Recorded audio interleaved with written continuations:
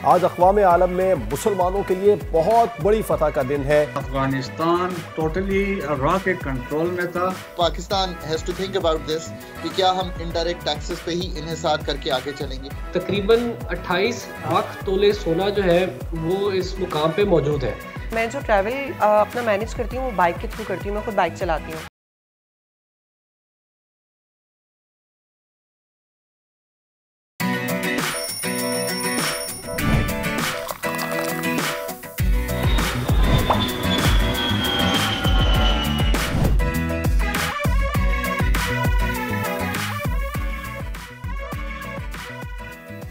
अस्सलाम वालेकुम, very good morning. दुनिया बोल है के साथ मैं हूं सोनिया सुंदस और मैं हूं जवाद कमाल। नाज़रीन, आज बड़ी खुशी का दिन है और शो का आगाज़ ही एक अच्छी खुशखबरी के साथ करेंगे।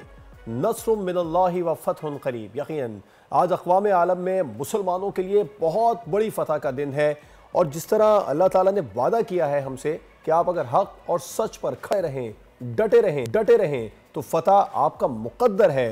सीज़ फायर का मुआहदा गज़ा में जो गुज़िश्ता तकरीबन 1.5 साल से एक जंग जारी थी, जो इसराइल की जानिब से बर्बरियत का बाजार गर्म किया गया था गज़ा के मुसलमानों पर, बच्चों पर, वो तमाम अब बंद होने वाला है। एक मुआहदा तय पा गया है जिसके बाद अब सीज़ फायर होने वाली है और जंग खत्म होने वाली है। जश्न मना रहे हैं मुस्लिम बिल्कुल ऐसे ही, जिसका ऐलान कतर के वज़ीर आज़म और अमरीकी सदर जो बाइडन ने किया है। मुआहदे के तहत जो है वो इसराइल और जो ये जितने भी जो सीज़ फायर चल रहा था वो अब बंद होने वाला है इंशाअल्लाह, हमास के दरमियान। एग्जैक्टली, और जितना जो जुल्म व जबर और जो बर्बरियत का आलम था वो अब ख़त्म होने वाला है और अल्लाह का शुक्र अदा करना चाहिए हमें। और बिल्कुल, और देखें ये फतह नहीं है तो और क्या है कि 33 इसराइली हमास के लोग हैं वो रिहा करेंगे तो उसके जवाब में 1000 फ़लस्तीनियों को रिहा किया जाएगा। ये फतह ही है ना, और क्या फतह ही है ऑब्वियसली। और जितने जुल्म सितम ढाए गए ना तो बस मेरा ख्याल है अब सब सही हो जाना चाहिए। और वो नेतन्याहू जो कहते थे कि हम तो हमास का और गज़ा के मुसलमानों का खात्मा करके ही रहेंगे,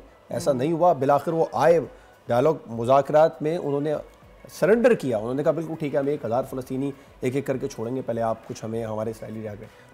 तो हक और सच पे खड़े रहना चाहिए, सबसे बड़ा आज का मैसेज है। बिल्कुल ऐसा ही है। और इस तमाम मरहले में जितना भी कुछ हुआ है, जितने लोग भी ज़ख्मी थे, जितने जो मरीज़ थे, उनको अस्पताल मुंतकिल करने का भी वादा किया गया है। उनको प्रॉपर मेडिकल फैसिलिटीज़ जो हैं वो फराहम की जाएंगी। और ये सारी रसद बंद की हुई थी ट्रक के। अब ये भी हुआ है कि डेली बेसिस पे हज़ारों की तादाद में वहाँ पर ट्रक ग़िज़ा लेके, खाना लेके वो आएंगे। खाना जो है, खाने पीने की जिस कदर तंगी थी वहाँ पर, वो सब चीज़ें जो है इंशाल्लाह ताला खैराफ़ियत से ठीक हो जाएंगी, होने जा रही है और ठीक हो जाएंगी। जी बिल्कुल ऐसे ही। अब क्या करें, चलते हैं सीधा बड़ी खबर की जानिब। पाकिस्तान का भारतीय आर्मी चीफ के बयान पर शदीद रद्द-ए-अमल। पाकिस्तान को दहशतगर्दी का मरकज करार देना भारतीय आर्मी चीफ का बेबुनियाद और भोंडा इल्जाम है। बेबुनियाद इल्जामात को सख्ती से मुस्तरद करते हैं। ISPR ने कहा भारतीय आर्मी चीफ के बयानात सियासी मकासद के तहत दिए गए। कश्मीरी अवाम के हक़ खुद इरादियत को दबाने की भारतीय कोशिशें नाकाम होंगी। पाकिस्तान पर कुदरत मजीद मेहरबान, ज़मीन सोना उगलने लगी। अटक में सोने के ज़खायर बरामद। दरियाए काबुल और दरियाए सिंध के मिलने के मकाम पर सोने की तस्दीक हो गई है। हुकूमत पंजाब ने बैनुल अक़वामी सतह पर नीलामी कराने का फैसला किया है। ओवरसीज के मसाइल के हल के लिए हुकूमती इक़दामात। रोजगार और बेहतर मुस्तक़बिल की तलाश में बैरून मुल्क जाने वाले नौजवान कौन सा कानूनी तरीका इख्तियार करें। DG ब्यूरो ओवरसीज एम्प्लॉयमेंट से इन मसाइल पर बात होगी। और स्नूकर में मैदान में पाकिस्तान की बड़ी कामयाबी। सार्क स्नूकर चैंपियनशिप पाकिस्तान के नाम। मोहम्मद आसिफ सार्क चैंपियनशिप जीतने वाले दूसरे पाकिस्तानी बन गए। मेगा इवेंट के फाइनल शिकस्त पाकिस्तानी स्नूकर स्टार मोहम्मद आसिफ होंगे आज दुनिया बोल है में हमारे मेहमान। और जनाब, बड़ी खबर में अब हम बात कर लेते हैं। सोनिया, क्या आपने कभी चोर को चोरी करते हुए फिर ऊपर से सीना जोरी करते हुए देखा है? बहुत बार। भारतीय आर्मी चीफ को भी देख लें, आजकल पूरी दुनिया के सामने वो ये कह रहे हैं कि पाकिस्तान जो है वो दहशतगर्दी का मरकज़। अब कि वाशिंगटन पोस्ट कह रहा है, कैनेडियन प्राइम मिनिस्टर कह चुके हैं, अब तो अमेरिका से भी इस बात की बाकायदा तौर पर डेली बेसिस पर ही तरदीद आती है कि इंडिया जो है वो दहशतगर्दी का मरकज़ है। ना सिर्फ पाकिस्तान में दहशतगर्दी करवा रहा है बल्कि दुनिया के दीगर ममालिक में भी सबूत भी सामने आ चुके हैं। उसके बावजूद भी वो चोरी भी करते हैं, फिर सीना जोरी भी करते हैं, इल्ज़ाम हम पर थोप देते हैं। वैसे पाकिस्तान में भारतीय जो वज़ीर दिफा हैं और चीफ ऑफ आर्मी स्टाफ के जो बयानात हैं उनको मुस्तरद कर दिया है। मकबूज़ा कश्मीर बैनुल-अक़वामी तौर पर तस्लीम शुदा मुतनाज़ा इलाका है। मकबूज़ा कश्मीर जम्मू का जो हतमी स्टेटस है अक़वाम मुत्तहिदा की सलामती काउंसिल की जो मुताल्लिक़ा करारदादों के मुताबिक तय हो गया है। मकबूज़ा कश्मीर के तनाज़ा का जो तस्फ़िया है कश्मीरी अवाम की उमंगों के मुताबिक होगा। और जो भारत है उसके पास आज़ाद जम्मू कश्मीर गिलगित बल्तिस्तान की सरजमीन के हवाले से जो फर्जी दावे मुसलसल कर रहे हैं, ये सब झूठ है। कोई कानूनी अखलाकी जवाज़ मौजूद नहीं है। भारतीय क़यादत का जो बयानिया है वो मकबूजा जम्मू कश्मीर में इंसानी हुकूक की संगीन खिलाफ वर्जियों और जबर और इस्तेदाद से तवज्जो हटाने की कोशिश है। इवन जो भारतीय इक़दामात हैं कश्मीरी अवाम के जायज़ हक़ के खुद इरादियत और जद्दोजहद को दबाने के लिए हैं। इस तरह के जो बयानात हैं, इस नौइयत के इश्तियाल अंगेज़ बयानात इलाकाई अमन और इस्तेहकाम के लिए काफ़ी ज़्यादा नुकसानदेह साबित हो सकते हैं। तो भारत हम पे इल्ज़ामात लगा रहा है, खुद अपने गिरबान में उसे झांकना चाहिए वो कर क्या रहा है पूरी दुनिया में। बिल्कुल ऐसा ही। अब इसी पर बात कर लेते हैं। हमारे साथ मौजूद हैं ब्रिगेडियर रिटायर्ड मसूद अहमद खान साहब, दिफाई तजियाकार। उन्हें वेलकम करते हैं। अस्सलाम वालेकुम sir and welcome to this show. जी वालेकुम सलाम, बहुत शुक्रिया। जी सर, पाकिस्तान को दहशतगर्दी का मरकज़ करार देना भारतीय आर्मी चीफ का बेबुनियाद और भोंडा इल्ज़ाम है। ISPR ने भी बेबुनियाद इल्ज़ामात को सख्ती से मुस्तरद कर दिया है। कैसे देखते हैं आप इस तमाम करंट सिचुएशन को? देखें जी, तो ये तो एक हम कह सकते हैं कि हम उस पर कह सकते हैं मुज़ाहिका ख़ैज़ है। और देखें, इंडिया खुद एक एपिक सेंटर है वो टेररिज्म है। और राइट फ्रॉम 1947 हमने देखें इनकी हिस्ट्री रही है टेररिज्म की। अगर आपको मैं हिस्ट्री बताऊँ तो उन्होंने 62 बार के बाद एक ऑर्गेनाइजेशन बनाई थी, एस्टेब्लिश 22। और ये बेसिकली चाइना जो तिब्बत के रेफ्यूजीज आए थे उनको कॉन्स्टिट्यूट करके बनाई थी। और उनका मकसद था चाइना के लाइन बिहाइंड द लाइन जाके वहाँ पे ऑपरेट करना। ये ऑर्गेनाइजेशन आज भी मौजूद है और ये लद्दाख में डिप्लॉयड है। फिर इसके बाद उन्होंने टेक्निकल सपोर्ट डिवीज़न बनाई और वो टेक्निकल सपोर्ट डिवीज़न LOC पे उन्होंने डिप्लॉय की थी। ये अक्रॉस दी उनके बकवाल के अक्रॉस LOC जाके ऑपरेशंस करते थे। बलूचिस्तान में इनकी इन्वॉल्वमेंट थी। और फिर इसके बाद आप देख लें कि पिछले 20 साल में जब हुकूमत थी अफ़गानिस्तान में करज़ई की और अशरफ गनी की, उस दौरान अफ़गानिस्तान टोटली इराक़ के कंट्रोल में था और 66 दहशतगर्द कैंप्स वहाँ पे थे और वहाँ से वो कैंप्स इस्तेमाल हो रहे थे पाकिस्तान के ख़िलाफ़। 2018 में इंडिया ने ब्रास नामी तंजीम बनाई, बलोच राजाई अजोई संगत अफ़गानिस्तान में, जिसमें Baloch terrorist organisation BLA, BLF, BRA को उसमें शामिल किया। 2020 में कंसोर्शियम ऑफ टेररिस्ट ऑर्गेनाइजेशन बनाई जिसमें ब्रास के साथ फितना। अच्छा ब्रिगेडियर साहब, पाकिस्तान के जो वज़ारत ख़ारजा है ISPR की जानिब से भी जो बयान सामने आया उसमें भारतीय आर्मी चीफ के बयानात को सख्ती से मुस्तरद कर दिया गया है। एक और अहम बात की गई है वो ये है कि ये जो तमाम तर इंडिया की जानिब से सिनेरियो क्रिएट किया जा रहा है आर्मी चीफ की जानिब से भी इंडिया के, वो सियासी मकासद का हुसूल है। दुरुस्त है? जी हाँ, देखें कि इनकी एक रेटरिक हमने देखी है स्टार्ट से। इनके प्राइम मिनिस्टर मोदी के, राजनाथ सिंह को भी देखा है, अमित शाह को भी देखा, और फिर देखें चीफ ऑफ आर्मी स्टाफ एक पॉलिटिकल स्टेटमेंट और पॉलिटिकली मोटिवेटेड है। ये इसको आप कह सकते हैं कि ये RSS का इन्फ्लुएंस है, सफरानाइजेशन है आर्मी की, जो आर्मी गवर्नमेंट के बिहाफ पे एक स्टेटमेंट दे रहे हैं। और दहशतगर्दी, जिस तरह मैं बता रहा था, पाकिस्तान के अंदर दहशतगर्दी ये कर रहे हैं। बलूचिस्तान इनका फोकस है, वहाँ पे चाइना को रोकना चाहते हैं, CPEC को रोकना चाहते हैं, गवादर को रोकना चाहते हैं। और इसके अलावा आप देखें ट्रांसनेशनल रिप्रेशन, जो आलमी दहशतगर्दी में भी ये इन्वॉल्व हैं।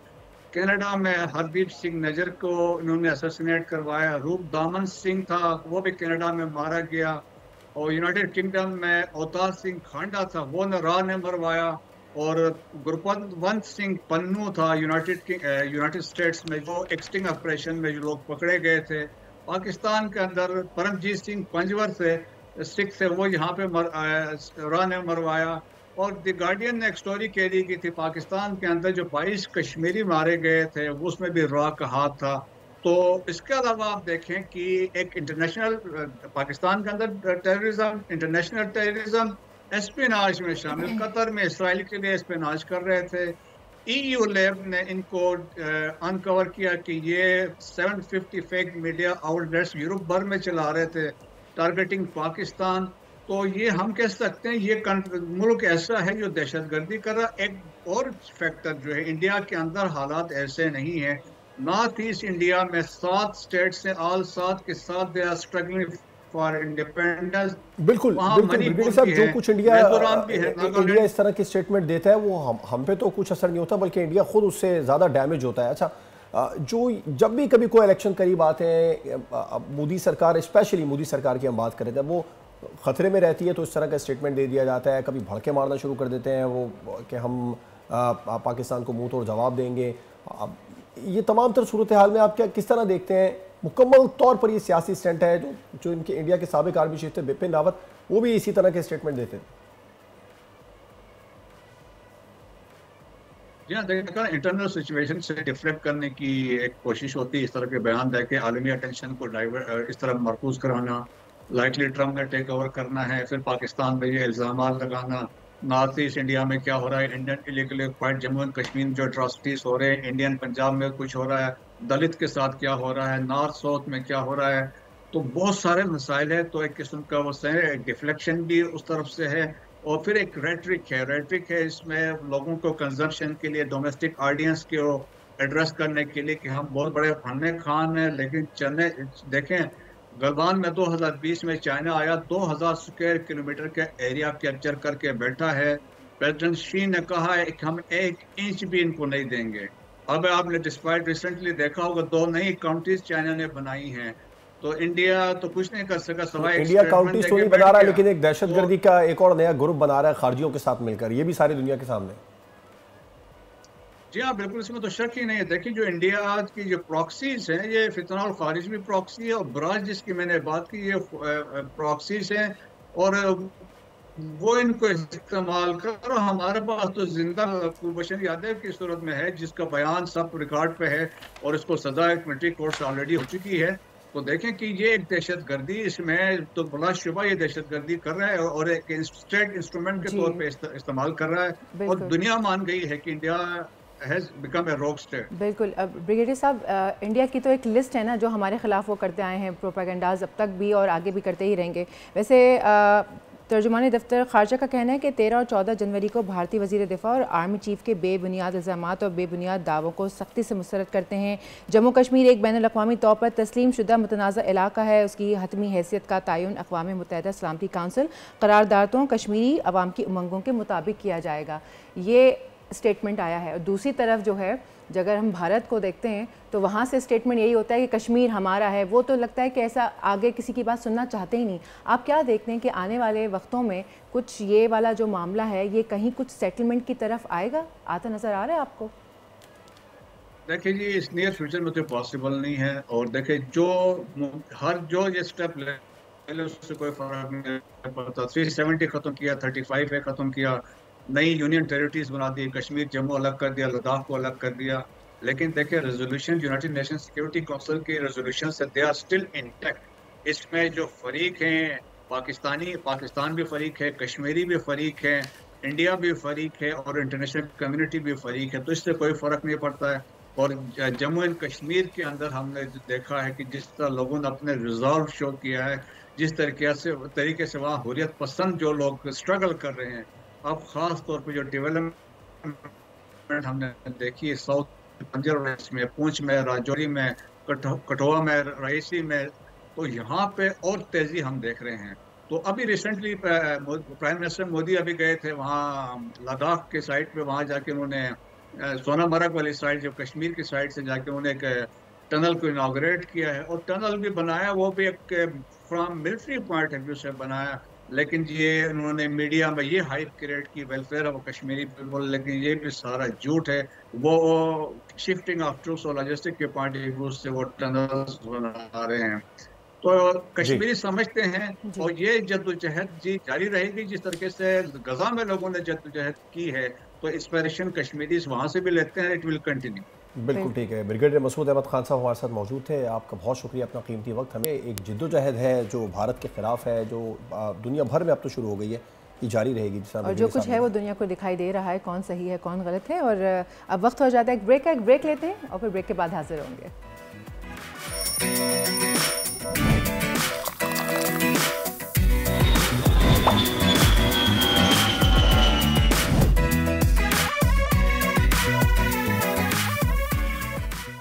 वेलकम बैक जनाब। अब कुछ अच्छी वाली खबरें भी ज़रा इनके साथ शेयर करते हैं। मुल्की मईशत तरक्की की राह पर गामज़न है। बिजनेस कम्युनिटी ने हुकूमती पॉलिसीज़ पर ट्रस्ट किया है और वज़ीर ख़जाना बता चुके हैं कि पाकिस्तानी मौशी पॉलिसीज़ के समरात आना भी शुरू हो गए हैं और पाकिस्तान में महंगाई की शरह भी कम हो रही है, रोज़गार के मौक़े भी बढ़ने का इम्कान है। दूसरी तरफ अहम खबर ये भी है कि आलमी बैंक ने पाकिस्तान को फ्रेमवर्क के तहत कोई 40 अरब डॉलर देने का वादा कर लिया है, जिसके तहत इनिशियली 20 अरब डॉलर आएंगे। आलमी बैंक 3/4 हिस्सा इंटरनेशनल डेवलपमेंट एसोसिएशन के ज़रिए फराहम करेगा। ये जो रकम है वो international bank for reconstruction and development के तहत फराहम की जाएगी। और एक आपको ये भी बताएं कि बिजनेस कम्युनिटी ने हुकूमती पॉलिसीज़ पर एतमाद का इजहार किया है और 40 अरब डॉलर पाकिस्तान को देने जा रहे हैं। पाकिस्तान को डिफ़ॉल्ट का जो ख्वाब देखने वाले लोग थे उनके लिए बड़ी मायूसी है। ये तो बहुत चलें, लेकिन अब हम बुलाते हैं गेस्ट से बात करते हैं। मेरे ख़ास इसके ऊपर हमारे साथ मौजूद हैं डॉक्टर खाकान नजीब साहब, साबिक मुशीर वज़ीर ख़जाना। अस्सलाम वालेकुम sir and welcome to the show.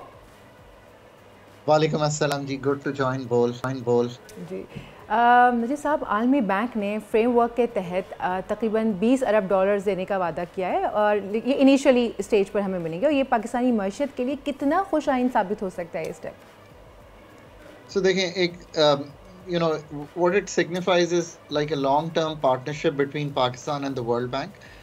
आज भी अगर आप पाकिस्तान का आउटस्टैंडिंग टोटल कर्जा देखें तो उसमें से तकरीबन जो 20 अरब डॉलर है वो डेट है जो हमने वर्ल्ड बैंक से लिया हुआ है। And you can think about it as good debt. Good debt का मतलब है ये प्रोजेक्ट फंडिंग है, ये 20-25 साल के लिए होती है। इसका जो पहले 5 साल हैं वो एक पीरियड होता है जिसमें आपने कुछ मार्कअप नहीं देना होता, प्रिंसिपल नहीं देना होता। और फिर जो लेंडिंग भी है वो एक कंसेशनल लेंडिंग है। स्पेशली जो अभी आप जिक्र कर रहे थे 14 अरब डॉलर तो बहुत कंसेशनल होती है, ये जो फैसिलिटी यूज़ होती है उसमें से। So it kind of signifies कि जो की एरियाज़ हैं उसमें पाकिस्तान में जो इन्वेस्टमेंट है, जैसे क्लीन एनर्जी है, एजुकेशन है, हेल्थ है, क्लाइमेट रेजिलियंस है, प्राइवेट सेक्टर डेवलपमेंट है, वाटर एंड सैनिटेशन है, फूड सिक्योरिटी है और फिर फिस्कल मैनेजमेंट। सो ये जी, वैसे sorry to cut you off here Najib साहब, जहां एक तरफ इतनी अच्छी खुशखबरी है वहीं दूसरी तरफ दुख के बादल भी दिखा दिए हैं कि जी पेट्रोलियम मसनूआत में जो है वो इजाफे का इम्कान है। तो फिर ये क्या बात हुई? एक तरफ से इतना अच्छा कुछ गुड न्यूज़ आप सुनाए और दूसरी तरफ कर दिया गया इजाफा, तो फिर ये तो अच्छी बात ना हुई। देखिए, एक तो ये है कि हमें याद रखना है कि पाकिस्तान की जो इकॉनमी है IMF की एंगेजमेंट के बाद एक स्टेबलाइज कर गई है, पर ये जो स्टेबिलिटी है ऑफ कोर्स ये एट अ कॉस्ट आई है, जिसमें प्राइस पास थ्रूज जो हैं वो हमें करने पड़े हैं, जो आपने अभी जिक्र किया, चाहे वो बिजली हो, गैस हो, पेट्रोलियम प्रोडक्ट्स हो। पेट्रोलियम पे स्पेशली अगर आप देखें तो जब मैं फाइनेंस में काम करता था तो हमने ये 10, 15, 20 रुपए के करीब एक पेट्रोलियम डेवलपमेंट लेवी लगाई और इसका असल मकसद जो था वाज द फॉलोइंग, क्योंकि सेल्स टैक्स पहले होता था पेट्रोलियम प्रोडक्ट्स पे और वो चूँकि सूबों से शेयर होता था, तो पेट्रोलियम डेवलपमेंट लेवी एक ऐसा इंस्ट्रूमेंट था जो कि NFC का पार्ट नहीं था। अब वो 10-20 रुपए से बढ़ाते गए हैं और वो 60 रुपए हो गई है। सो 60 रुपीज़ आउट ऑफ द जो भी आज प्राइस 3 रुपए के करीब बढ़ी है is coming out of the taxes that we are charging. So Pakistan has to think about this कि क्या हम indirect taxes पे ही इन्हिसार करके आगे चलेंगे। पर ये भी याद रखिए कि जो अभी इजाफा हुआ है इसका मेनली ताल्लुक इंटरनेशनल कीमतों के बढ़ने से है। जो बात अभी आपने सामने रखी है ये मैंने कई दफ़ा कही है, 72-73 डॉलर पे ब्रेंट था, आज जब मैं आपसे बात कर रहा हूं तो वो 82 डॉलर पे चला गया है। कमिंग वीक्स में भी अगर ऐसे ही प्राइस रही तो कीमतें और बढ़ जाएंगी। सो ये जो इस वक्त इजाफा है वो इंटरनेशनल प्राइसेस को डिपेक्ट करता है। लेकिन पाकिस्तान की आप दुरुस्त कह रहे हैं डॉक्टर साहब, हम लेकिन अगर बात करें हुकूमती जो गुजरा है उनके बयानात देखें और आजकल तो मौशी माहिरीन भी कह रहे हैं कि नंबर्स भी अच्छे हो रहे हैं, स्टॉक मार्केट की सूरत हाल देखें तो वो भी ऊपर ही जा रही है। आम आदमी जो है उसको रिलीफ कब मिलेगा? उसके लिए तो महंगाई होती ही चली जा रही है ना, चाहे उसके लिए कोई भी रीज़न हो, इंटरनेशनल मार्केट में पेट्रोल प्राइस बढ़े या फिर हुकूमत के लिए मुश्किलात हों। सो एक तो बात ये याद रखने की है, the correct explanation is the following, कीमतें नहीं कम हुई, कीमतों की बढ़ने की शरह में एक नुमायां कमी आ गई है। 2023 में कीमतें 29% बढ़ी थी, 2024 का जो मालियाती साल है उसमें 23% बढ़ी थी और जो करंट मालियाती साल चल रहा है इसमें उम्मीद करेंगे कि कीमतें 8, 9, 10% के करीब बढ़ेंगी। सो एक तो ये बात है। दूसरी बात इज़ द फॉलोइंग कि जो असल रिलीफ है एक आदमी के लिए, एक खातून के लिए पाकिस्तान में, वो ये है कि वो कॉलेज से निकले या इवन मैट्रिक करे या एफएससी करे या हुनर ढूंढ के, यानी कि कोई वेल्डर बने, कोई काम करना चाहे, यानी कि कोई दुकान खोलना चाहे या कोई बड़ा काम करना चाहिए, वो मौके पैदा किए जा सकें। आज भी जब मैं आपसे बात कर रहा हूँ तो जो लार्ज स्केल मैन्युफैक्चरिंग है, अभी थोड़ी देर में आप ये देखेंगे कि ये नंबर बहुत सी डिस्कशन में चला जाएगा, पहले 5 माह में कॉन्ट्रैक्ट की है, यानी कि पहले 5 माह में ग्रोथ की बजाय कॉन्ट्रैक्ट की है 1.3% जब मैं पिछले साल से कंपेयर करता हूँ। ये है असल सिचुएशन जिसको इम्प्रूव करना है। नो डाउट कि स्टेबिलिटी है, रिजर्व्स बेहतर हैं, रुपया स्टेबल है, कीमतों के बढ़ने की शरह में कमी आ गई है, पर जो फंडामेंटल इश्यूज हैं पाकिस्तान के, जैसे आपने मांगा वो इशू कि जी रिलीफ कॉमन मैन को, यानी कि नौकरी, ऑक्यूपेशन, मौके, काम करने की जगह, बेहतर एनवायरनमेंट, सस्ती लॉन्ग टर्म एफिशिएंट एनर्जी, ये सब कब होगा?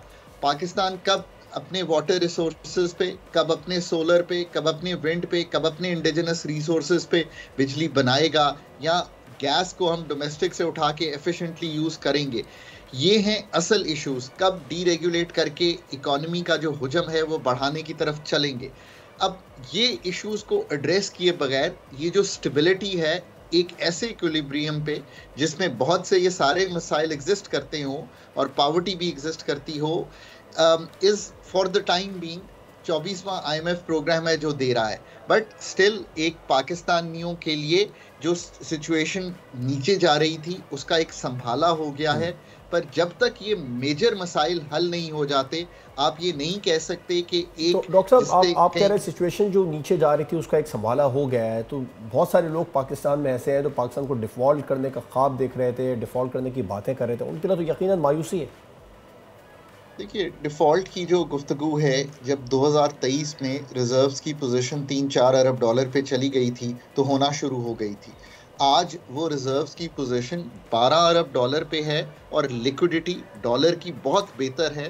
स्टेट बैंक को बहुत मौका मिला है कि वो इंटर बैंक से जाकर ख़रीद सके डॉलर और रिजर्व्स की पोजीशन को बिल्ड कर सके।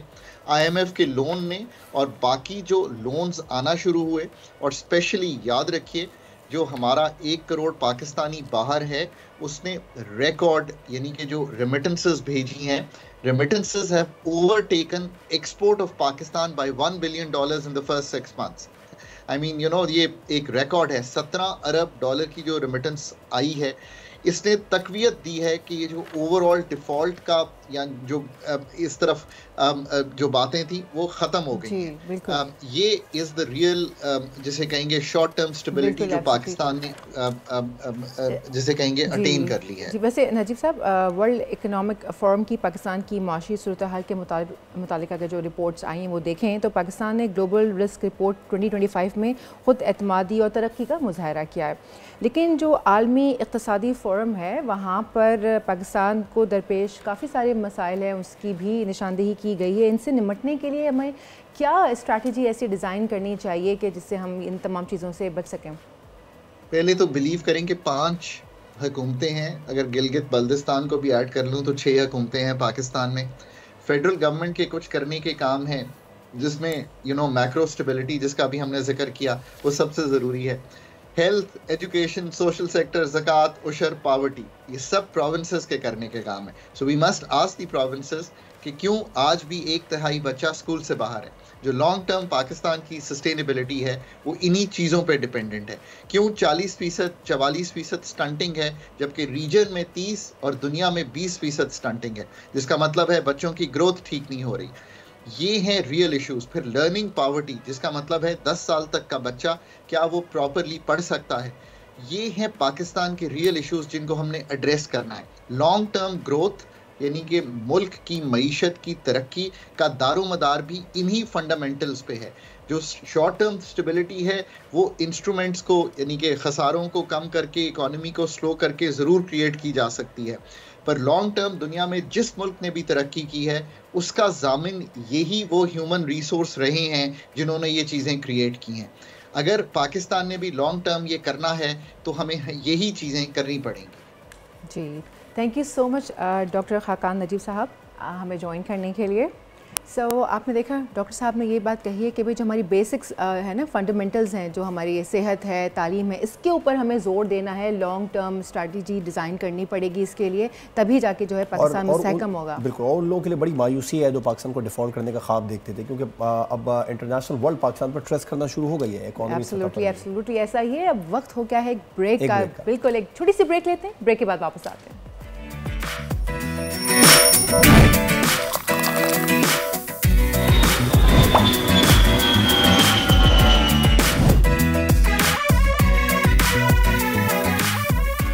वेलकम जनाब, आज शो में अच्छी बातें हो रही हैं, तो जो आज की सबसे अच्छी और बड़ी खबर है उस पर एक बार फिर से बात कर लेते हैं। गज़ा में 15 माह की खून रेज़ी के बाद जंगबंदी का मुआहदा बिलाखिर तय पा गया है। इजराइल ने सरेंडर कर दिया, हमास ने जो मुआहदा मंजूरी के बाद कतर और मिस्र के हवाले कर दिया। इस पर बात करने के लिए हमें ज्वाइन किया है साबिक सफारतकार डॉक्टर जमील अहमद खान साहब। डॉक्टर साहब, बहुत शुक्रिया अपना कीमती वक्त हमें शो में देने के लिए। My pleasure.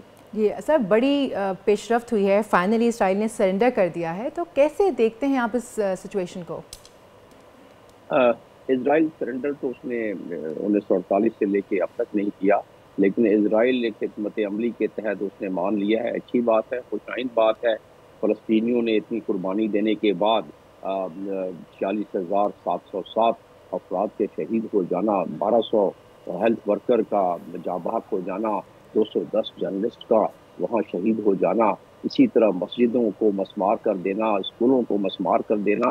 अकल तक की खबर ये है कि तकरीबन 90% अफराद उनको खाना और पानी पूरा तो क्या इतना भी नहीं मिल रहा था कि ये अनरवा की रिपोर्ट बता रहा हूँ कि वो सरवाइव कर सकें।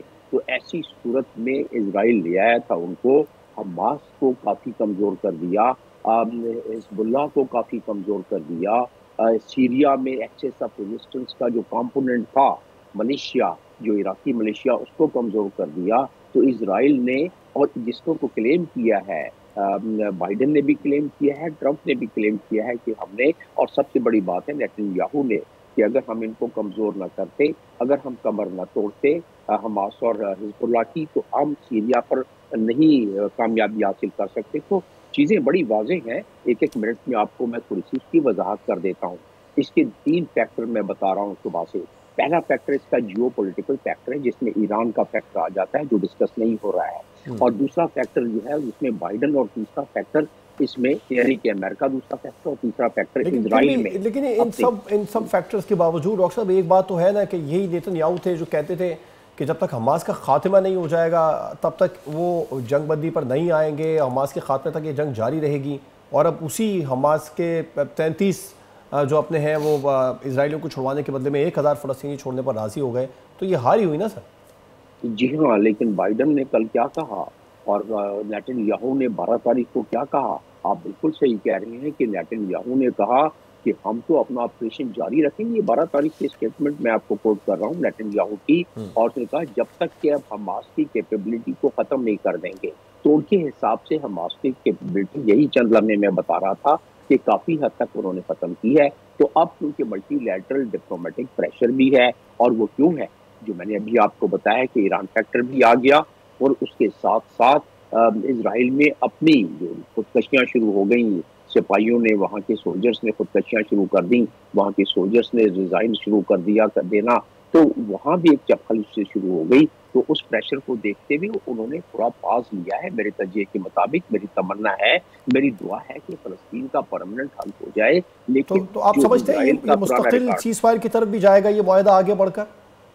देखिए, तीसरे फेज में तो वो यही कह रहे हैं ना, सेकंड फेज में उसको मुआहदे को इम्प्लीमेंट करके और उसको जंग को बिल्कुल ख़त्म करके उसका तीसरे फेज में डेवलपमेंट और परमानेंट उसमें। लेकिन परमानेंट सीज फायर के लिए देखिए 67 में भी तो सीज फायर हुआ, सिक्योरिटी काउंसिल की रेजोल्यूशन की वजह से हुआ, लेकिन उसकी खिलाफ वर्जी होती गई। आज भी वेस्ट बैंक में दनाते फिरते हैं। गोलान हाइट जो उन्होंने कब्जा किया हुआ है, मजीद कब्जा बढ़ा लिया है सीरिया की तरफ। तो कहने का मकसद ये है कि ये इजराइल का एक जो उन्होंने नक्शा हाल ही में एक शाया किया है ग्रेटर इजराइल का, ये 1897 में जब पहली दफा ज़ायोनिज़्म की बुनियाद रखी गई, स्विट्जरलैंड में। तो उस वक्त जो डिसाइड हुआ 48 में अपना वतन बना लिया इसराइल ने, उसके बाद कब्जा करता जा रहा है और उसको वो अब अपनी उसकी नीयत पर 100% यकीन तो कर ही नहीं सकते, क्योंकि रिकॉर्ड है, ट्रैक रिकॉर्ड है उनका पहले का हमेशा। और सबसे बड़ी बात है 6 के करीब सिक्योरिटी काउंसिल की रेजोल्यूशंस पहले जो पास हुई थी उसको तो नहीं माना इसराइल ने। तो अब जो माना है उसमें 2 फैक्टर्स आखिर में मैं बता देता हूँ, तीसरा मैं तो बता चुका हूँ।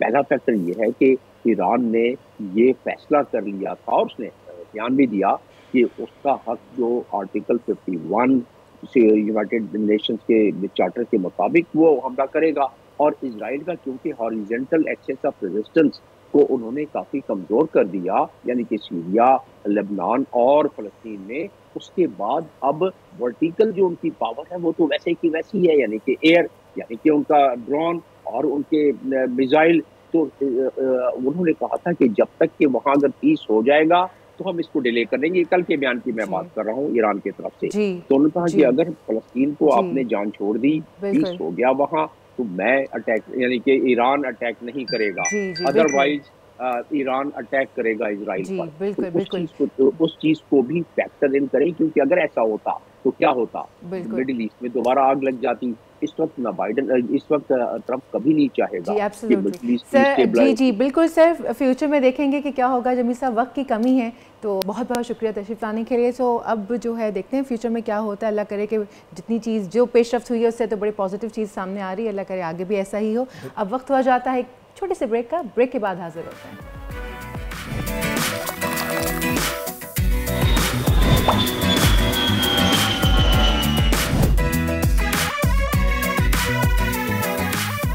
वेलकम बैक जनाब। उम्मीद करते हैं आपका दिन बड़ा अच्छा गुजर रहा होगा, क्योंकि आज जो है ना हम बड़ी अच्छी अच्छी स्टोरी सुना रहे हैं। तो जो बात है अब खेल के मैदान से, वो भी बड़ी ज़बरदस्त स्टोरी है, वहाँ से भी अच्छी स्टोरी आ गई, वहाँ से भी बड़ी अच्छी स्टोरीज़ हैं।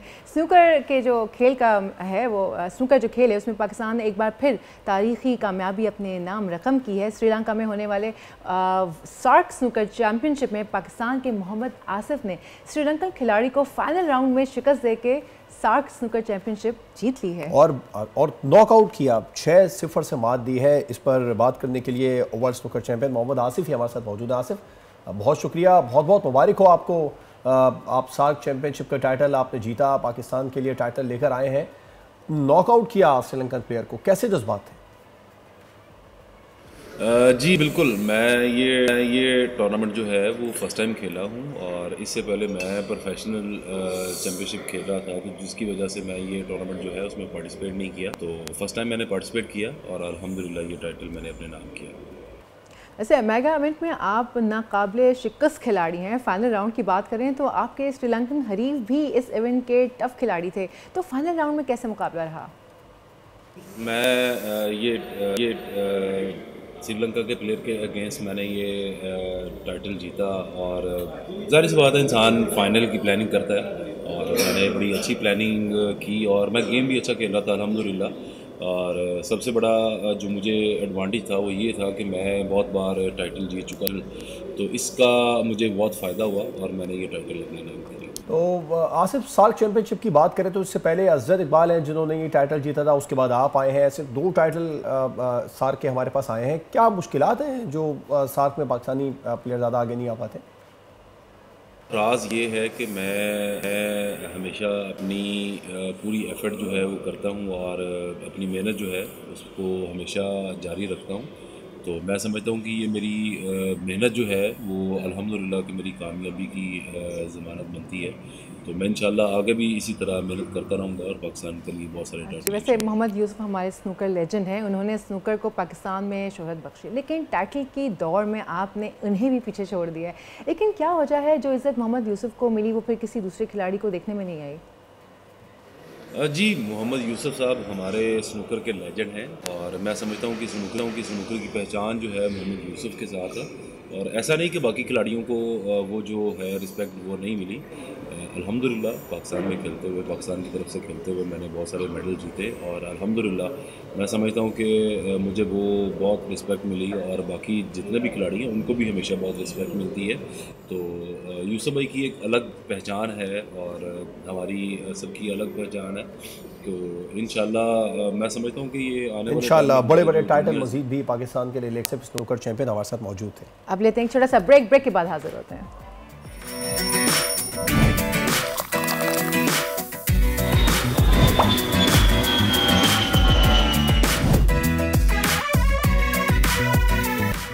वेलकम बैक जनाब। आज का जो शो है ना माशाल्लाह वो खुशखबरियों से भरपूर शो है और मैं बड़ा एक्साइटेड भी हो रही हूँ कि एक के बाद एक हम बड़ी अच्छी खबर आपको सुना रहे हैं।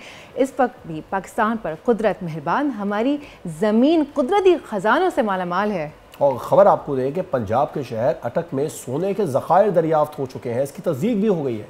वज़ीर मादनियात पंजाब शेर अली गुरचानी ने सूबे में अरबों रुपए के सोने के ज़खायर दरियाफ्त होने की तस्दीक कर दी है। आज वज़ीर आला पंजाब मरीम नवाज़ को सोने के ज़खायर से मुतालिक ब्रीफिंग दी जाएगी। जी, सोने के ज़खायर निकालने के लिए हुकूमत पंजाब बैनुल अक़वामी सतह पर नीलामी करवाने का फैसला करेगी। दरिया काबुल और दरिया सिंध के मिलने वाले मुकाम पर ये सोने की तस्दीक हुई है। सोने के ज़खायर की तस्दीक करने में हुकूमत पंजाब को तकरीबन 1 साल लगा। जियोलॉजिकल सर्वे ऑफ पाकिस्तान के मुताबिक भी इस जानिब से सोने की जो मौजूदगी है इसकी तस्दीक हुई है और चेकिंग भी करवाई जा रही है।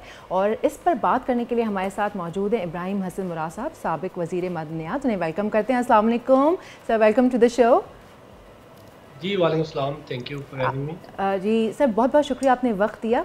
सबसे पहले ये दावा किया गया है कि अटक के करीब दरिया सिंध में तकरीबन 28 लाख तोला सोना जो है उसके ज़खायर मौजूद हैं, जिनकी जो मालियत है वो तकरीबन 800 अरब रुपए या इससे ज़्यादा भी हो सकती है। अब हुकूमत पंजाब ने इसकी तस्दीक भी कर दी है। तस्दीक में ये 1 साल क्यों लग गया? देखिए, मैं बताना चाहता हूँ कि तकरीबन अगस्त सितंबर 2023 की बात है, जब हमारी हुकूमत थी कि हमें रिपोर्ट हुआ अटक में, जहाँ दरिया सिंध पंजाब में दाखिल होता है। ये पूरी बेल्ट है 25 किलोमीटर की, अटक खुर्द से गाजी तक। इधर जो है 40 से 50 एक्सकेवेटर्स इलीगल माइनिंग कर रहे हैं। तो हमने फौरी उस पर एक्शन लिया। जो अफराद उसमें मुलविस थे उन पर FIRs हुई, जो इक्विपमेंट थी, मशीनरी थी, उसको इम्पाउंड कर लिया। और हमें ये इत्तला हुई कि इधर प्लेसर गोल्ड की जो मौजूदगी है उसके शवाहिद हैं और ये प्लेसर गोल्ड की माइनिंग करते हैं। तो हमने naturally geological survey of Pakistan, जो कि पाकिस्तान का प्रीमियर इदारा है माइनिंग मिनरल सर्वे का, उसको ये टास्क सौंपा और उनको कहा कि आप बताएं कि इधर प्लेसर गोल्ड है कि नहीं है, और नंबर 2 ये कि किस मिकदार में अवेलेबल है। तो GSP ने कुछ माह लगाए और 127 मुकामात पे तकरीबन 500 सैंपल इकट्ठे किए और उन्होंने फिर ये रिपोर्ट इशू की कि तकरीबन 28 लाख तोले सोना जो है वो इस मुकाम पे मौजूद है। और होता ये कि सर्दियों में जब पानी का बहाव कम होता है तो रिवर बेड के अंदर से ब्लैक सैंड को फिल्टर करते हैं और उसमें से ये गोल्ड के डिपॉजिट जो हैं वो निकाले जाते हैं। और ये इस साल भी मेरे इल्म में है कि इलीगल माइनिंग हुई और वहाँ से खबर कहीं पहुँच गई इंडिया, और इंडियन मीडिया ने जब ये इशू उठाया तो फिर आज की जो हुकूमत है और बाकी भी ये मेन स्ट्रीम मीडिया पे एक बड़ी खबर बन गई। राइट। अच्छा इब्राहिम साहब, अब नेक्स्ट प्रोसेस आप क्या देख रहे हैं? क्या जो ज़खायर दरियाफ्त हुए हैं ये महदूद हैं? जी देखिए, नेक्स्ट प्रोसेस यही था कि हमने पिछले साल जनवरी के अंदर मिनरल इन्वेस्टमेंट फोरम का इनकाद किया था चीफ मिनिस्टर सेक्रेटेरिएट में, और उधर सारे बड़े जो बिजनेसमैन हैं उनको हमने दावत दी थी, जो माइंस एंड मिनरल्स के पेशे से मुंसलिक हैं हमने उनको दावत दी थी। और यही ब्रीफिंग हमने उनको दी थी कि आप जो है आगे ये जो 9 ब्लॉक्स आएंगे, जिसमें जो छोटा ब्लॉक था उसके अंदर तकरीबन 1.25 लाख तोले सोना मौजूद था, 35 अरब मालियत का। जो बड़ा ब्लॉक था उसमें तकरीबन 5.5 लाख तोला सोना अवेलेबल था, 155 अरब मालियत का। और हमने उनको यही इनवाइट किया था कि नेक्स्ट फ्यूचर के अंदर नेक्स्ट 2-3 मंथ्स में इसका ऑप्शन होगा और आप इसमें भरपूर शिरकत करें। और ऑब्वियसली जो पहले समझे छोटी मोटी चोरी होती आई है, तो उसकी जगह ये सारे जो पैसे हैं ये गवर्नमेंट के ख़जाने में आएंगे। तो इब्राहिम साहब, इसका मतलब ये है, अभी आपकी ही बात को कोट करूँगी, और जो हमें भी पता चला है 800 अरब रुपए और इसके आसपास अमाउंट बड़ी भी हो सकती है। इतना सारा मालियत का सोना अगर हमें मिल गया है, सो इसका मतलब मैं ये निकालूं कि हमें किसी भी ABC, IMF, XYZ किसी की ज़रूरत नहीं रहेगी इन फ्यूचर? देखिए, ये आपका अच्छा सवाल है, लेकिन ये एज पाकिस्तानी हम सबको मालूम होना चाहिए कि पाकिस्तान के अंदर तकरीबन $6 ट्रिलियन के मिनरल रिजर्व्स हैं। हम कॉपर के अंदर अगले 3 साल में दुनिया के दूसरे बड़े प्रोड्यूसर बन जाएंगे। नमक अगर आप देखें तो दुनिया का दूसरा बड़ा जो सॉल्ट का डिपॉजिट है वो इधर कलर कहार में दफन है। तो हमारे पास तो पहले ही आप सिलिका सैंड देखें, बॉक्साइट देखें जिससे एलुमिनियम बनता है, हमारे पास मार्बल है, ग्रेनाइट है, गिलगित बल्तिस्तान में सेमी प्रेशस स्टोन्स हैं, प्रेशस स्टोन्स हैं, एमरल्ड्स हैं, रूबीज़ हैं। आप सिंध में जाएं तो उधर आपको डिफरेंट मिनरल्स मिलते हैं, उधर गैस है, उधर शेल ऑयल है। तो अल्लाह ताला ने तो पहले ही पाकिस्तान को दुनिया की हर नेमत से नवाजा है। ये तो सिर्फ जो हमारे लोग हैं, जो ज़िम्मेदार हैं, उनको चाहिए कि इसको पूरी तरह एक्सप्लॉइट करें और ये जो दौलत है माइंस एंड मिनरल्स की, इसको कौम के जो गरीब अफराद हैं उन पे लगाएं, उनके ऊपर कौम के गरीब अफराद पे लगाएं। इब्राहिम साहब, आप दुरुस्त फरमा रहे हैं और होना भी ऐसा ही चाहिए। माजी में भी एक बहुत बड़े सोने के ज़खायर निकले थे, रिकॉर्डिंग में सबको पता है, लेकिन उन तक एक्सेस या उनकी जो फाइनिंग है वो इतना आसान नहीं थी। उन ज़खायर में और ये जो अटक के करीब ज़खायर दरियाफ्त हुए हैं, इनमें कितना फ़र्क है? इन तक पहुँचना, इनकी जो रिफाइनरी है, रिफाइन करना, इसको क्या इतना आसान है, ज़्यादा मुश्किल नहीं है? जी देखें, एक माइनिंग होती है जो कि इंतहाई टेक्निकल माइनिंग होती है। जिस तरह जो चिन्योट में हमारा आयरन ओर का डिपॉजिट है वो शहर के नीचे है और उसके लिए आपको कई हज़ार फीट नीचे जाना है और वहाँ से आपने मिनरल को एक्सट्रैक्ट करना है और बाद में बैक फिलिंग करनी है और फिर वहाँ से आपने उधर से एग्जिट करना है। ये तो रिवर बेड जो है, जो कि आप 20, 30, 40, 50 फीट की अगर डिगिंग करें तो उधर से आपको एक गोल्ड का रिजर्व मिल रहा है। तो इसमें जो है कोई आपको बहुत ज़्यादा टेक्निकल ऑब्वियसली वो नहीं चाहिए, लेकिन एक बात ये है कि जब सर्दियों में पानी का बहाव कम होता है तो तब उसकी एक्सेस आसान हो जाती है। अगर हमें कोई फ्रेंडली कंट्रीज़ हैं, जीसीसी कंट्रीज़ हैं, वो हमारे साथ शामिल हों तो हम इसको ईयर राउंड माइनिंग करने में कामयाब हो सकते हैं। इब्राहिम साहब, अभी आपने कहा कि हमारे पास इससे पहले भी काफ़ी तरह के ज़खायर निकल चुके हैं और खेवड़ा में भी अगर आप देखें वहाँ पे भी माइंस में काफ़ी कुछ ऐसा है कि पाकिस्तान को बहुत फ़ायदा हो सकता है अगर उसके ऊपर प्रॉपर वर्क किया जाए। उसके अलावा भी आपने बताया। सो आप इस पेशे से आप इसमें मुंसलिक भी रहे हैं, आपको सारी डिटेल्स भी पता है। आप क्या देखते हैं कि इतनी चीज़ें जो दरियाफ्त हो रही हैं तो बाहर से इन्वेस्टर्स आके इसके ऊपर इन्वेस्ट कर सकता है, हम इसमें आगे जा सकते हैं, कोई इसमें कारकर्दगी हो सकती है? कहाँ कोई ऐसी कमी आ रही है हुकूमती सतह पर कि हम अभी तक इस चीज़ को आगे नहीं लेके जा सके? हमारे पास जब ये इंफॉर्मेशन आई और जब हमने उस वक्त एक प्रेस रिलीज भी इशू की थी, आप उसको आज देख भी सकती हैं, तो पूरे पाकिस्तान से इसमें हमें इंटरेस्ट आया। जो जेम्स एंड ज्वेलरी एसोसिएशन है, उन्होंने कहा कि आज के दिन में मेजॉरिटी सोना पाकिस्तान में स्मगलिंग के थ्रू आता है।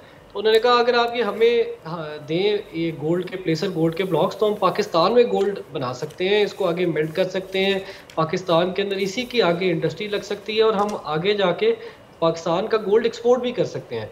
इसी तरह हमारे पास चाइनीज़ भी आए थे, उन्होंने भी कहा कि हम इसमें महारत रखते हैं, हम कुछ दुनिया के अंदर 2-4 मुल्कों के अंदर यही प्लेसर गोल्ड जो है उसकी माइनिंग कर रहे हैं। तो अगर आप हमें दें, इनविटेशन दें कि हम इधर आके बिड करें, हम इधर आके इन्वेस्ट करें, तो हम भी जो है वो हेल्प करके आपको इसको नेक्स्ट स्टेज पे लेके जा सकते हैं।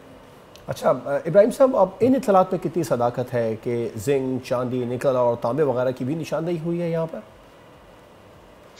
देखिए, होता ये कि जिस तरह फर्ज करें चिन्योट में आपके पास आयरन ओर है, तो कॉपर के साथ भी आपके पास बहुत माइनर डिपॉजिट्स ऑफ गोल्ड होते हैं। तो जिधर आपके पास गोल्ड होता है उधर आपके पास चांसेस होते हैं कि मैग्नीशियम भी हो, जिंक भी हो और मज़ीद भी कुछ मेटल जो हैं वो कॉपर या इस तरह की कुछ चीज़ें हो सकती हैं। तो ये तो ऑब्वियसली जब इसको बहुत ही एडवांस लेवल पे आप लेके जाएंगे, इंटरनेशनल साइंस लैब्स के अंदर लेके जाएंगे, तो आपको मज़ीद पता लग सकता है, मालूम हो सकता है कि और कौन से इसमें मिनरल अवेलेबल है। हमने जो अभी पहले स्टेज में टीएसपी सर्वे करवाया वो 25 किलोमीटर की बेल्ट है, ये 75 स्क्वायर किलोमीटर का एरिया है, तकरीबन 18,500 एकड़। तो हुकूमत को चाहिए कि फौरी जो है मैसिव एलोकेशन करे और जीएसपी को और बाकी इंटरनेशनल कंपनीज को एक्सप्लोरेशन के और सर्वे के राइट्स दे, ताकि हम ये पूरी जो बेल्ट है रिवर इंडस की, जो कि अटक से लेके समझे नीचे साउथ डाउन साउथ जा रही है, इसकी पूरी बेल्ट की हम जो पोटेंशियल है उसको हम गेज कर सकें, उसको हम आगे जाके एक्सप्लॉइट कर सकें। अच्छा इब्राहिम साहब, आप खुद भी मिनिस्टर रह चुके हैं, आप क्या पैगाम देंगे पाकिस्तानी हुकूमत को कि वो आसानियाँ पैदा करे और आगे चलकर पाकिस्तान एक बड़ा नाम भी बना सके? देखें पाकिस्तान में जिस तरह मैंने पहले कहा, दुनिया की कोई जो है ना, कोई चीज़ ऐसी नहीं है जो हमें अल्लाह ताला ने ना उस नेमत से नवाजा हो। ये सिर्फ obviously good management, good governance, transparency और मुल्क की मुफाद को मुकद्दम रखें। जो माफिया इलीगल माइनिंग में इन्वॉल्व है, जो इलीगल प्रैक्टिसेस में इन्वॉल्व है, जो इस मुल्क को आगे नहीं बढ़ने देता, उनको काउंटर करना चाहिए। और ये जो इस तरह के जो एसेट्स हैं, इनको इनकी पोटेंशियल को रियलाइज़ करना चाहिए ट्रांसपेरेंट तरीके से, साफ शफाफ तरीके से। और ये जो रेवेन्यूज़ हैं ये कौम के जो नेशनल एक्सचेकर है उसमें आने चाहिए, ना कि कुछ लोगों की जेबों में आने चाहिए। बिल्कुल, thank you so very much Ibrahim Hasan Murad sahab, साबिक वज़ीर मादनियात हमें ज्वाइन है और वो हमें बता रहे थे कि भाई पाकिस्तान जो है ना वो मादनियात से माला माल है। अगर हम और हुकूमत जो है वो सही स्ट्रैटेजी इस्तेमाल करे तो हम इन्वेस्टर्स का एतमाद जीत सकते हैं, हम इसको लेके बहुत आगे जा सकते हैं और हम खुद कफ़ील हो सकते हैं। ऐसा ही है ना? बिल्कुल। अब ब्रेक पर जाना और मज़ीद भी अच्छी अच्छी खबरें हैं, अच्छी स्टोरीज़ हैं। आज हमने तमाम तरी अच्छी स्टोरीज़ अपने नाज़रीन को बताई हैं। मज़ीद अच्छी स्टोरीज़ के लिए हमारे साथ जुड़े रहिए।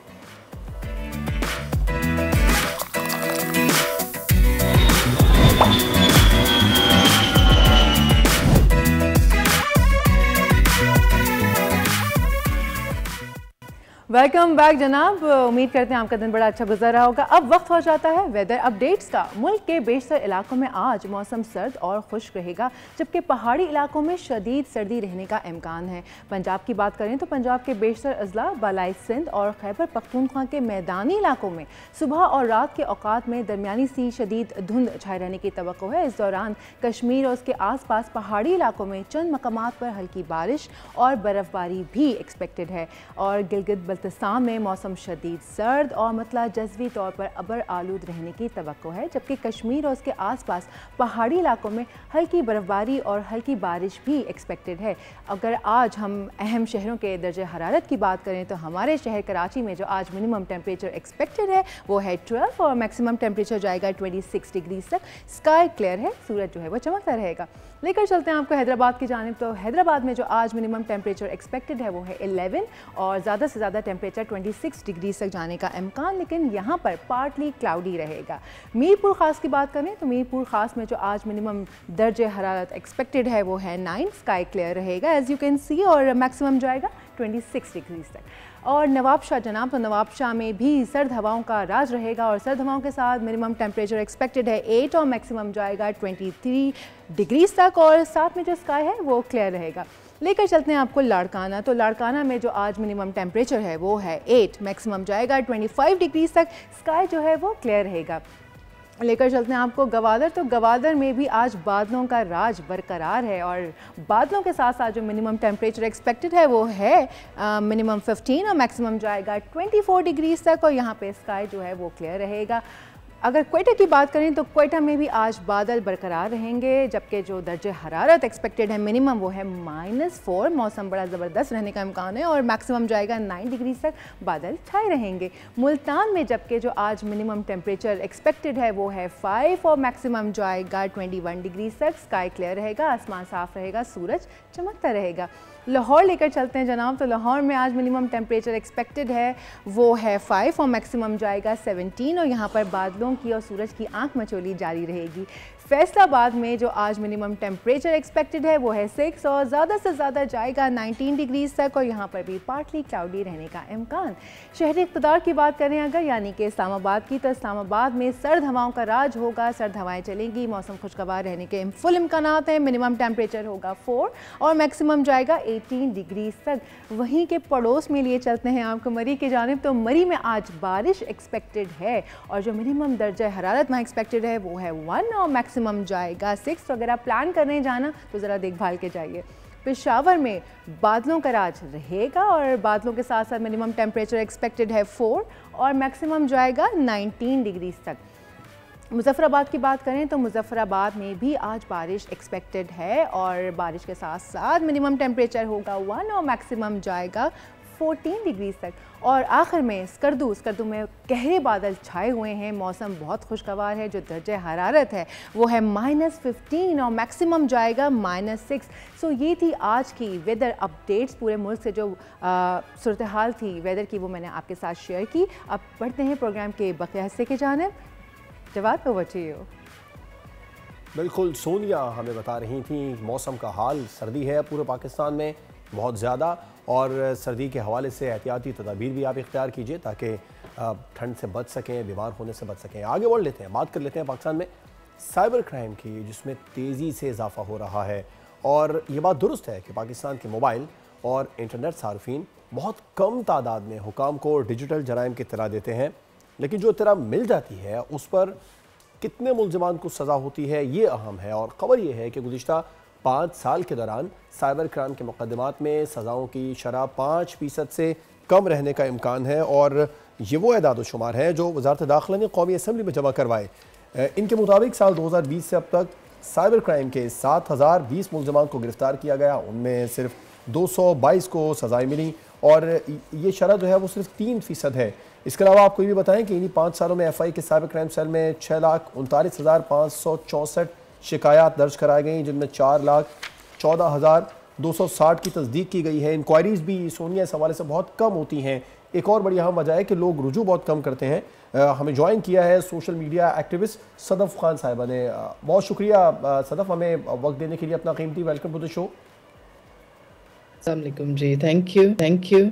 अच्छा, आपको क्या लगता है जितनी तेज़ी से साइबर क्राइम में पाकिस्तान में इजाफा हो रहा है, सज़ा मिलने की जो शरह है वो भी उतनी ही तेज़ी से नीचे आ रही है, इसकी वजह क्या है?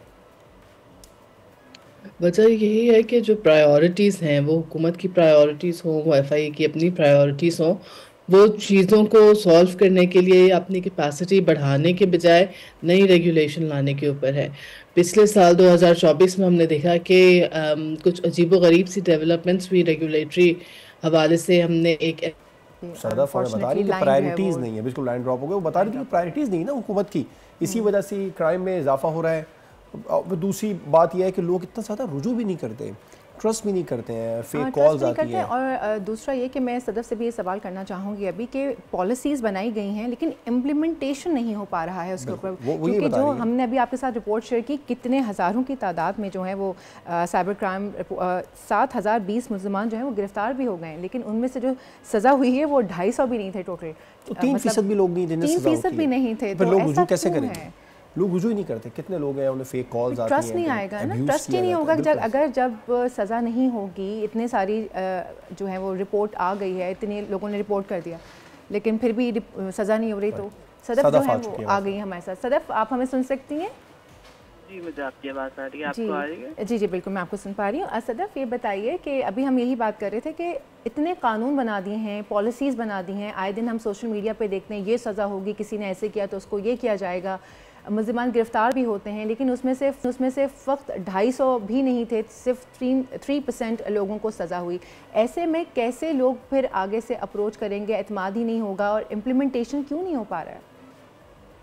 बिल्कुल, लोगों का एतमाद रूल ऑफ लॉ के ऊपर, अपने इदारों के ऊपर बिल्कुल भी नहीं है। और जो रिपोर्ट आई है उसके अंदर आप देखें तो अगर 2020 में भी यही हाल था, 2021 में भी यही हाल था, मतलब गुज़िश्ता 4-5 साल से और उससे पहले से भी 2016 से जब से पीका का निफाज होना शुरू हुआ है, जो कन्विक्शन है, जो सजाएं मिलने की शरह है वो इतनी ही कम है। लेकिन इतने सालों में, स्पेशली पिछले साल आपने देखा होगा कि जो तवज्जो है हुकूमत की, जो तवज्जो है हमारे इदारों की, वो सारी की सारी मज़ीद रेगुलेशन लाने में, इंटरनेट को मज़ीद कंट्रोल करने में, वहीं रिसोर्सेज लगाए जा रहे हैं, वहीं अपना वक्त लगाया जा रहा है और वहीं कोशिशें की जा रही हैं। लेकिन जो एक कानून मौजूद है जो 2016 में मंजूर हुआ था, मतलब 10 साल होने को आए हैं और तकरीबन ये 9 ईयर्स हो चुके हैं उस कानून को बने हुए, उसकी इम्प्लीमेंटेशन, वो उसके अंदर अदालतें हों, जो पीका से की स्पेशल कोर्ट्स मुख्तस की थी वो अदालतें हों, FIA का इदारा हो, उनके अंदर जो मसले मसाइल हैं जो शुरू साल से मौजूद हैं उनके ऊपर बिल्कुल भी तवज्जो नहीं है।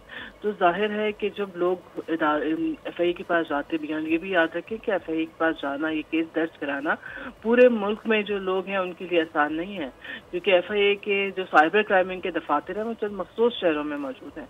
तो बहुत सारी जो कंप्लेंट्स हैं, हालांकि जितना उनका नंबर है, मुझे यकीन है कि असल नंबर जो लोग नहीं जा पाते हैं दूसरे इशूज़ की वजह से कि उनके आस पास दफातर मौजूद नहीं है, जो तरीक़ाकार है उसके ऊपर एतमाद नहीं है, तो असल नंबर तो इससे बहुत ज़्यादा होगा। फिर जाहिर है फिर जब वो आ भी जाते हैं तो कई साल एक तो कोशिशें, फिर उसके बाद जो जुर्म करने में मुलव्वस होंगे। आप क्या समझती हैं जिन लोगों की एक्सेस है भी, जिनके एरियाज़ में दफातर मौजूद भी हैं, ऑनलाइन ऑनलाइन भी रुजू कर सकते हैं, वो भी नहीं करते हैं। सर्वे यही बता रहा है। क्या वजह है कि इतनी ज़्यादा ये साइबर क्राइम के बावजूद लोग रुजू नहीं करते, लोगों का ट्रस्ट ही डेवलप नहीं हो सका?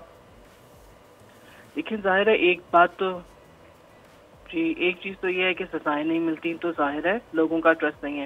लेकिन दूसरी वजह ये भी है कि FIA के ऊपर भी, जो हमारी पुलिस हो या FIA हो, जो भी हमारे कानून नाफिज करने वाले इदारे हैं, उनके ऊपर लोगों का एतमाद भी बहुत कम है।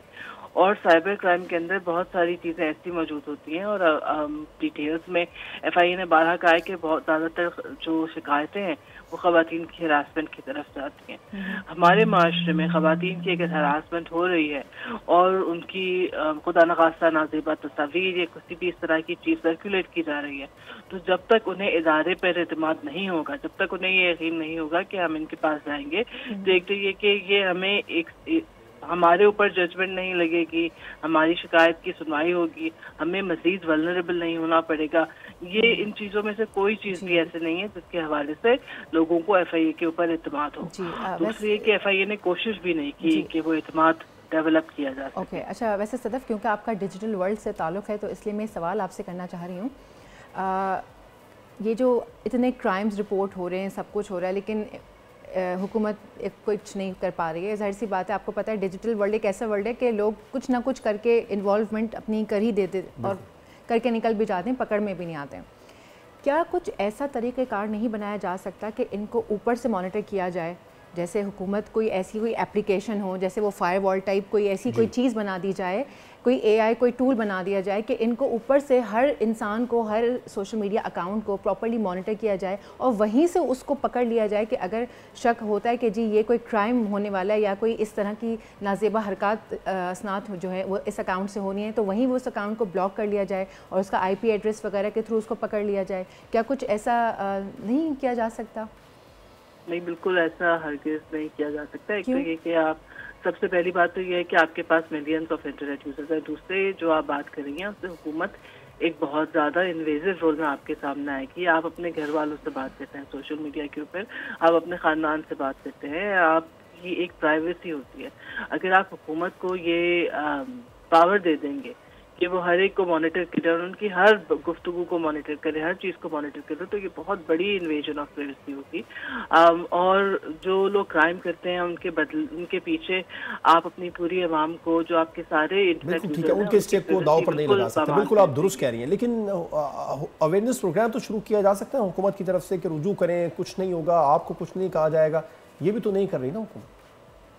हाँ, किया ज़रूर जा सकता है, लेकिन क्या वाकई वो सच होगा? अगर हुकूमत ये कहे कि आपको कुछ नहीं कहा जाएगा, आप हमसे रुजू करें, ये सच भी नहीं होगा, क्योंकि ये हकीकत है कि जो लोगों की शिकायत हैं कानून नाफिज करने वाले इदारों से, वो सिर्फ किसी अफवाह पर मबनी नहीं है। लोगों के बहुत बुरे एक्सपीरियंसेस हुए हैं FIA के साथ। बहुत सारी ख़वातीन कहती हैं कि जब वो अपनी शिकायत लेके FIA के पास जाती हैं और FIA के पास चले कोई तरीक़ेकार नहीं है आसानी से उन लोगों तक पहुंचने का जो उन्हें ब्लैकमेल कर रहे हैं, तो जो इन्वेस्टिगेटिव एजेंसीज हम उन्हें कहती हैं कि आप इन साहब से जो आपको ब्लैकमेल कर रहे हैं ज़रा मजीद बात करें ताकि आपको कोई क्लू मिल सके कि ये कौन हो सकता है। तो फिर सदफ क्या सजेशन देंगी, क्या सजेस्ट करेंगी हुकूमत को, किस तरीके से लोगों को यहाँ पर मुतासिर किया जा सके कि वो आए और साइबर क्राइम के हवाले से FIA से रुजू करें?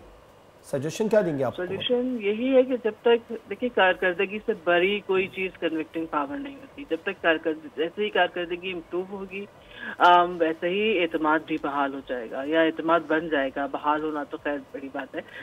तो FIA की कारकर्दगी इम्प्रूव करना, अपनी कैपेसिटी को बढ़ाना, जेंडर सेंसिटिविटी पैदा करना, ये बहुत बड़ा मेजर मसला है साइबर क्राइम के हवाले से, उसको पैदा करना और अपना फोकस साइबर क्राइम पे लगाना। ना कि आपको ये भी मालूम होगा कि FIA को 12 इस्लामाबाद हाई कोर्ट में बुलाया गया और काफ़ी मुकदमा ऐसे चले जो सियासी नौयत के थे।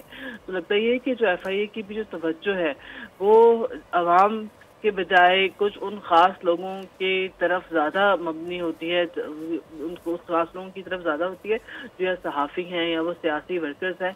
तो अपना जो फोकस है ना वो शिफ्ट करके उन लोगों की तरफ से जाया जाए जो आवाम है, जिनकी मदद करना आपका काम है।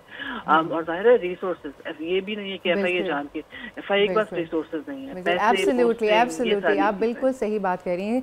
और Sadaf Asad digital rights expert हमारे साथ ही, थैंक यू सो मच करने के लिए। और उनका कहना भी ठीक है मेरे ख्याल से कि हमें जो है ना अब उठाना चाहिए कदम, क्योंकि दुनिया जो है ना वो आगे की तरफ जा रही है और हम पिछले अपने मसाइल जो दरपेश हैं उनसे ही नहीं निकल पा रहे हैं। ट्रस्ट को डेवलप करना पड़ेगा हुकूमत को, तभी तो फिर हम रुजू करेंगे। ट्रस्ट डेवलप करना पड़ेगा और इसके ऊपर प्रॉपर काम करके इस इदारे को रिफाइन करना पड़ेगा, कुछ ना कुछ तो करना पड़ेगा, तभी हम आगे बढ़ सकेंगे।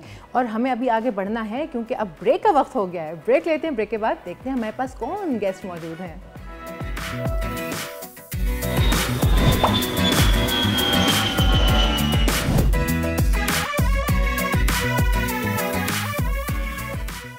Welcome back. जहां पाकिस्तान में बच्चे और बच्चियां तालीमी मयार अपना बुलंद कर रहे हैं, तालीम के मैदान में आगे आ रहे हैं, वहां पर ख्वाजा सरा कम्युनिटी भी तालीम में पीछे नहीं है। मुल्की तारीख़ में नूर हिरा उर्दू अदब में मास्टर्स करने वाली पहली ख्वाजा सरा बन गई हैं। ख्वाजा सरा ने जो है वो जामिया कराची से उर्दू अदब में मास्टर्स किया है। नूर हिरा जो है वो क्या कमाल की बात करती हैं, क्या कमाल का बोलती हैं और एक बैनुल अक़वामी फ़लाही इदारे के साथ मुंसलिक भी हैं। इस वक्त हमारे साथ स्टूडियोज़ में मौजूद हैं नूर हिरा, उनसे मुलाकात करवाती हूँ, ज़रा जानते हैं उनके बारे में। अस्सलाम वालेकुम and welcome to this show. वालेकुम अस्सलाम, बहुत शुक्रिया आपका। और सबसे पहले तो भाई कॉन्ग्रेचुलेशंस, आपने उर्दू अदब में मास्टर्स किया है। ये ख़ुद इतनी एक बड़ी बात है क्योंकि उर्दू अदब को चुनना, उस पर मास्टर्स करना आजकल के लोग इतना नहीं करते हैं। आपने कैसे उर्दू अदब को चुना मास्टर्स के लिए? और पाकिस्तान की पहली ट्रांसजेंडर है आप जिन्होंने उर्दू अदब को चुना है। जी, उर्दू को किसी ने इतनी वैल्यू नहीं दी अब तक ट्रांस कम्युनिटी में से। अलबत्ता हमारे पास डॉक्टर्स हैं, लॉयर्स हैं, MBA भी किया हुआ है ट्रांस वुमेंस ने, लेकिन उर्दू अदब में मैं वाहिद हूँ जिसने मास्टर्स कंप्लीट किया। उर्दू चुनने के पीछे कोई ख़ास रीज़न नहीं था। रीज़न एक कहीं ना कहीं ये भी था कि मैं अल्हम्दुलिल्लाह हाफिज़ कुरान भी हूँ, तो हाफिज़ों की उर्दू तो आपको पता है पहले से ही अच्छी होती है। फिर मैं अपनी जब कम्युनिटी में आई और जब अपने दोस्तों से मिली तो मुझे एक कमेंट बहुत ज़्यादा मिलता था कि मैं बहुत प्यारा बोलती हूँ। तो वो प्यारा बोलना और सेगमेंट्स देखना, तुर्की ड्रामे जब डब होते थे उसको देखना, रिस्क कमाली, उनके वॉइस ओवर से मैं बहुत ज़्यादा इंस्पायर थी और मीडिया की तरह स्पीड से बोलना बहुत ज़्यादा शौक़ था। सो इसलिए उर्दू को बहुत ज़्यादा सहल करने के लिए मैंने उर्दू को चुना और अब अल्हम्दुलिल्लाह मैं मास्टर्स कंप्लीट कर चुकी हूँ, जिसमें मैंने शायरी भी पढ़ी है, नसर भी पढ़ा है, ख़ुद भी मैं लिख रही हूँ और अभी एक नावल भी मेरा कंटिन्यू है जो मैं लिख रही हूँ इंशाल्लाह अपनी कम्युनिटी पर ही है और थीसिस भी मेरा जो था वो अपनी कम्युनिटी पर ही था। अच्छा, क्या सबसे पहला सवाल तो यही बनता है कि जब आप जैसे लोग फील्ड में आते हैं तो बहुत सारी चैलेंजेस का सामना करना पड़ता है। कौन सी परेशानियां आई जो सबसे ज़्यादा रही जिनको आपने फेस किया?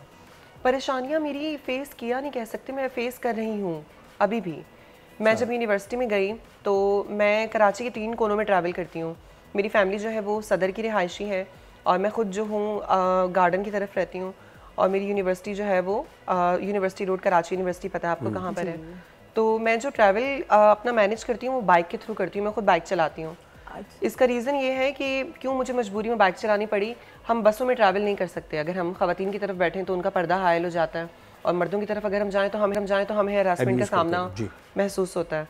सो मुझे बड़ी मुश्किल से जो है बाइक चलाने का मौका मिला और मैंने जब सीख ली तो एक एक्सपीरियंस ये भी, लेकिन बहुत ज़रा अपने आप को कवर करके चलानी पड़ती है, फेस हाइड करना पड़ता है, बाल कवर करने पड़ते हैं। कोई देख ले तो वो मजाक बनाता है, या तो लोग नंबर मांगने के पीछे पड़ जाते हैं या फिर उल्टे सीधे जुमले कसते हैं। ख़वातीन का इस मामले में बहुत ज़्यादा अहम किरदार है, अपने शौहरों के साथ वो जारी होती हैं फिर भी वो घूर घूर के। सो मेरे नज़दीक मर्दों से मुझे इतना ज़्यादा मसला नहीं है, लेकिन ख़वातीन जो है वो बहुत ज़्यादा जजमेंटल हो गई हैं हमारी। पहले नहीं थी लेकिन अब हो गई हैं। लेकिन माशरे में चूँकि औरत की इज़्ज़त है अभी भी, तो अभी इतने मसाइल नहीं होते। लड़कियां भी बाइक चलाती हैं लेकिन वो वाला डिस्क्रिमिनेशन फेस नहीं करती जो एक ट्रांस वुमेन फेस करती है। कहीं ना कहीं से लोग जज कर लेते हैं और पता चल जाता है तो लोग मजाक बहुत ज़्यादा उड़ाते हैं। सो बिल्कुल ढांप कर और तरीके से। गर्मी के मौसम में भी मेरा पसीना बह रहा होता था और मैं तपती धूप में जो हूँ अपने आप को कवर कर रही थी। अगर कहीं से एक भी चीज़ दिख जाए तो फिर आप एडवेंचर बन जाती है आपकी ज़िंदगी। मर्दों से ज़्यादा, ख़वातीन से ज़्यादा शिकायत है इन लोगों में।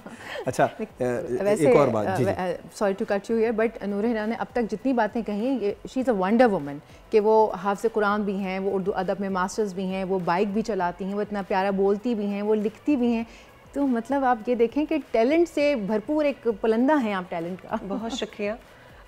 बस इंसान जो है अपनी कम्युनिटी के लोगों को देखकर सीखता है। मुझे शुरू से जो है अपना कल्चर बहुत ज़्यादा पसंद था, उर्दू ज़बान। ये मेरी मुहिब्बे वतन होने का सबूत भी है कि ऐसे मुआशरे में जहाँ 2025 आ चुके हैं और लोग इंग्लिश लिटरेचर को वैल्यू देते हैं, मैंने वहाँ उर्दू ज़बान को जगाया।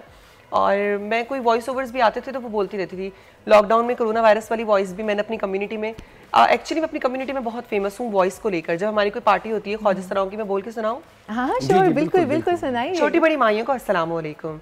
नागुरु परिवार, मैडम सलोनी की चेला फरी, फरी की चेला दिया, दिया की चेला नूरे हिरा, चेला कर रही है आगे किसी और मूरत को, तो आना मत भूलिएगा, ओनली ऑन ब्ला वगैरह वगैरह जो हो जाता था। अच्छा, फिर लॉकडाउन जब आया तब मैंने उसकी वॉइस ओवर को बहुत ज़्यादा कॉपी किया था।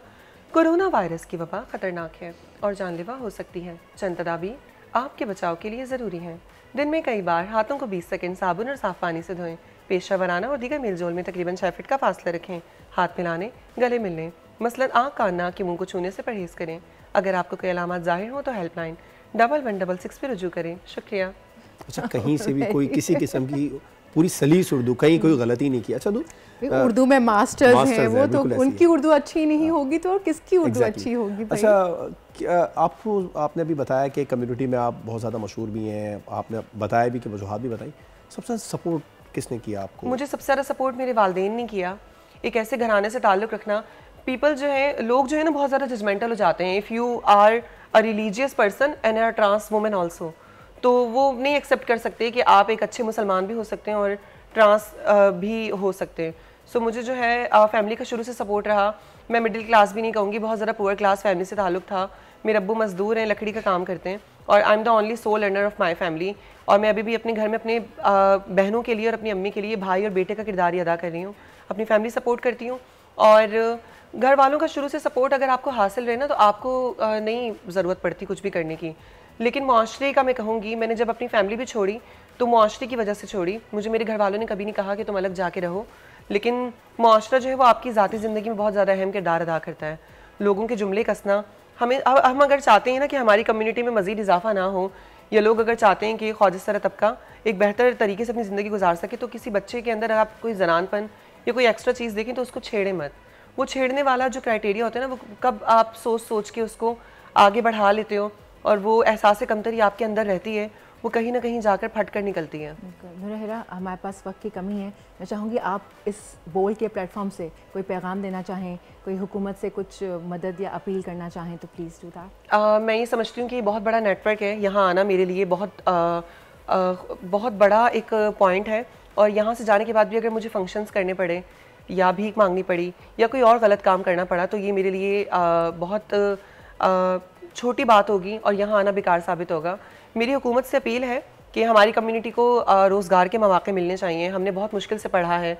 अगर आप घर से निकलते हैं धूप में, तपती धूप में, आप जब चुभती हुई निगाहों का सामना करते हुए तालीम के लिए आगे बढ़ते हैं, अपनी यूनिवर्सिटी में जाते हैं, तो ये तो हदीस भी है कि जो दीन हासिल करने के लिए निकलता है, इल्म दीन, उसके लिए फरिश्ते जो हैं पाँव के नीचे पर बिछाते हैं। नूर हिरा, हमारे पास वक्त की कमी है, शो का बिल्कुल एंड हो गया है। थैंक यू सो मच, आपको मिलके आपसे मिलके बहुत अच्छा लगा और हम दुआ करते हैं कि अल्लाह ताला आपके लिए बहुत रिस्क के जो वसाइल हैं ना वो आपको भरपूर तरीके से मिले। और जी हाँ, बिल्कुल हुकूमत को भी चाहिए कि इनके लिए जो है वो रिस्क के मौके जो हैं, वो जो आपकी अपॉर्चुनिटीज़ ज़रूर निकालें। अब वक्त जो है वो ख़त्म हो गया, लेकिन हम फिर हाजिर होंगे, कल आपसे मुलाकात होगी। अल्लाह हाफ़िज़। अल्लाह।